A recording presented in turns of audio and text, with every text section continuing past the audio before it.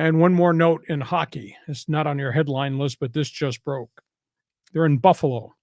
All the NHL general managers and scouts are in Buffalo. It's the draft combine for the NHL draft that comes up at the end of the month.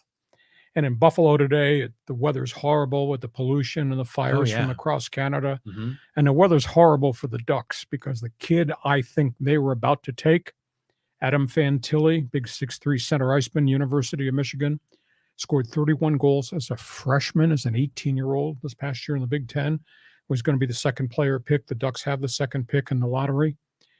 Just indicated to the Ducks and everybody else in the league, I'm going back to Michigan for my sophomore year. Really? Now, they can still draft him, and they retain the rights, and he goes back to Michigan. But you don't get to play him as an age 19 young star, or he goes back to Michigan. What if he gets hurt?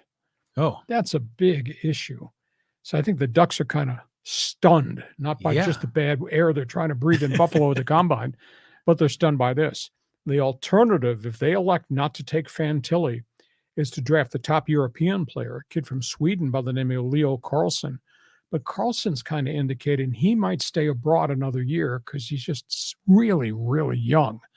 And I don't know if age 19, he'd be ready to play in the National Hockey League and succeed. It's a very iffy proposition to take a teenager. Few and far between can come in and play and not get overwhelmed by the experience. And because of the rules, you can't send him to the minors. If Fantilli got drafted and came to the Ducks, he has to stay on the roster, or he could go back to junior hockey. He can't come to the American League and play for the Gulls.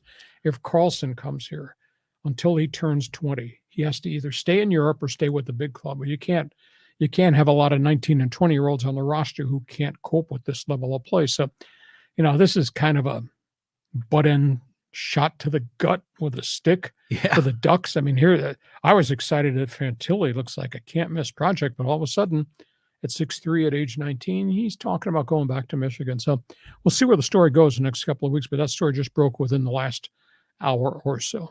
All right, so